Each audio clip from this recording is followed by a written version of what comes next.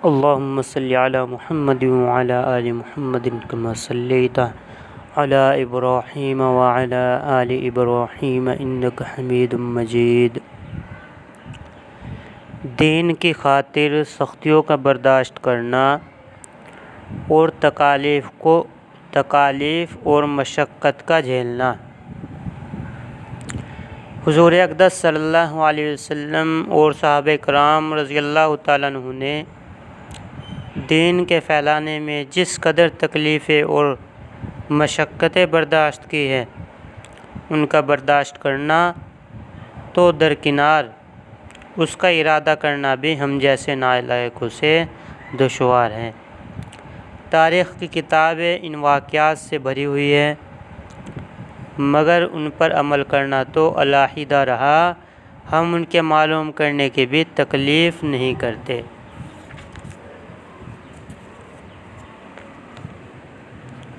इस बाब में चंद किस्सों को नमूने के तौर पर ज़िक्र करना है। इनमें सबसे पहले ख़ुद हुज़ूर अकरम सल्लल्लाहु अलैहि वसल्लम के एक किस्से से इब्तिदा करता हूँ कि हुज़ूर सल्लल्लाहु अलैहि वसल्लम का ज़िक्र बरकत का ज़रिया है। हुज़ूर अकरम सल्लल्लाहु अलैहि वसल्लम के ताइफ़ के सफ़र का किस्सा। नबूवत मिल जाने के बाद 9 वर्ष तक नबी अकरम सल्लल्लाहु अलैहि वसल्लम मक्का मुकर्रमा में तबलीग फरमाते रहे और कौम की हिदायत और इस्लाह की कोशिश फरमाते रहे, लेकिन थोड़े से जमात के सिवा जो मुसलमान हो गई थी और थोड़े से ऐसे लोगों के अलावा जो बावजूद मुसलमान न होने के आपकी मदद करते थे। अक्सर कुफ़ार मक्का आपको और आपके सहाबा रज़ियल्लाहु ताला अन्हु को हर तरह की तकलीफ़ें पहुँचाते थे, मजाक उड़ाते थे और जो हो सकता था उससे दरगुज़र न करते थे।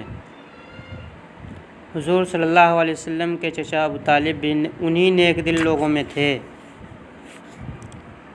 जो बावजूद मुसलमान न होने के हुज़ूर सल्लल्लाहु अलैहि वसल्लम की हर किस्म की मदद फरमाते थे।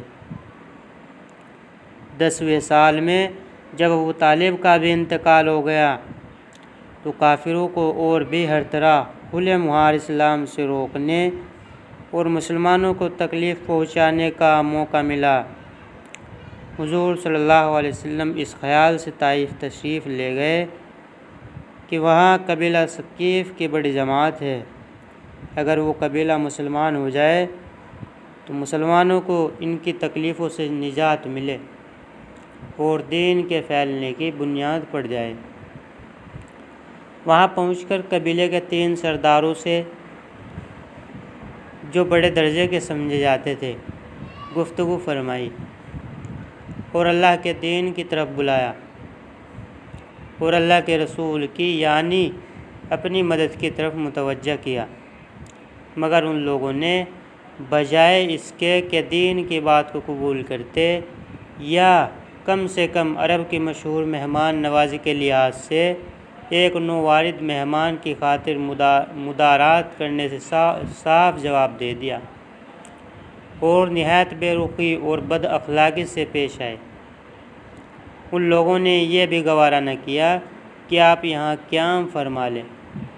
जिन लोगों को सरदार समझकर ये बात की थी कि शरीफ होंगे और मुहज़्ज़ब गुफ्तगू करेंगे, उनमें से एक शख्स बोला कि ओहो, आपको ही अल्लाह ने नबी बनाकर भेजा है। दूसरा बोला कि अल्लाह को तुम्हारे सिवा कोई और मिलता ही नहीं था जिसको रसूल बनाकर भेजते।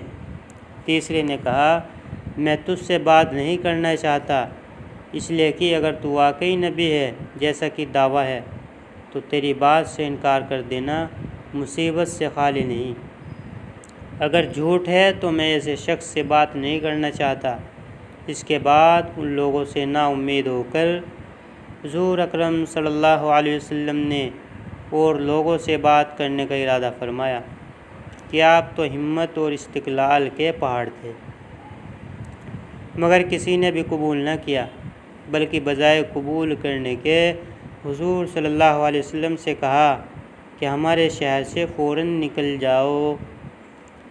और जहाँ तुम्हारी चाहत की जगह हो वहाँ चले जाओ।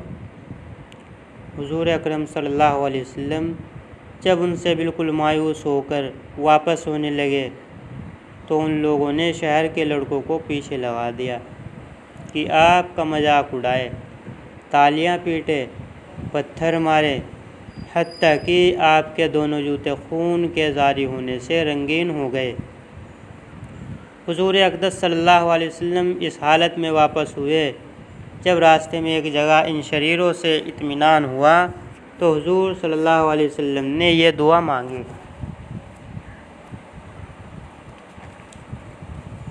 ये दुआ अरबी में है भाई।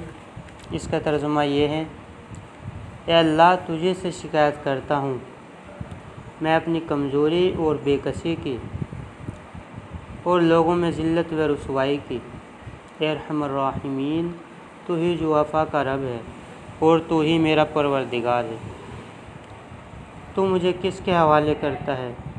किसी अजनबी बेगाने के जो मुझे देख कर तुरशुरू होता है और मुँह चिढ़ाता है, या कि किसी दुश्मन के जिसको तूने मुझ पर काबू दे दिया। ए अल्लाह, अगर तुम मुझसे नाराज़ नहीं है तो मुझे किसी की भी परवाह नहीं है। तेरी हिफाजत मुझे काफ़ी है। मैं तेरे चेहरे के उस नूर के तुफ़ैल जिससे तमाम अंधेरियाँ रोशन हो गई और जिससे दुनिया और आखिरत के सारे काम दुरुस्त हो जाते हैं, इस बात से पनाह मांगता हूँ कि मुझ पर तेरा गुस्सा हो या तू मुझसे नाराज़ हो। तेरी नाराज़गी का उस वक्त तक दूर करना ज़रूरी है जब तक तू राज़ी ना हो। न तेरे सिवा कोई ताकत है न क़ुव्वत।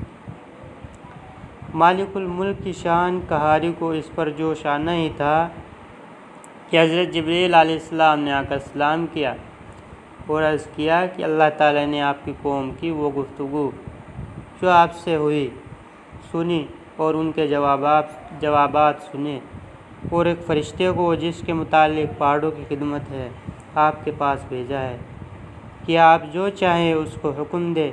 इसके बाद उस फ़रिश्ते ने सलाम किया और अर्ज़ किया कि जो इरशाद हो मैं उसकी तामील करूँ। अगर इरशाद हो तो दोनों जानिब के पहाड़ों को मिला दूँ जिससे ये सब दरमियान में कुचल जाए, या और जो सजा आप तजवीज़ फरमाएँ। हुज़ूर सल्लल्लाहु अलैहि वसल्लम की रहीम व करीम ज़ात ने जवाब दिया कि मैं अल्लाह से इसकी उम्मीद रखता हूँ कि अगर ये मुसलमान नहीं हुए तो इनकी औलादों में से ऐसे लोग पैदा हों जो अल्लाह की परस्तिश करें और उसकी इबादत करें। फ़ायदा ये है अखलाक उस करीम ज़ात के जिसके हम लोग नाम लेवा हैं कि हम ज़रा सी तकलीफ़ से किसी को मामूली गाली दे देने से ऐसे भड़क जाते हैं कि फिर उम्र भर उसका बदला नहीं उतरता। जुल्म पर जुल्म करते रहते हैं और दावा करते हैं अपने मुहम्मदी होने का, नबी के पैरू बनने का।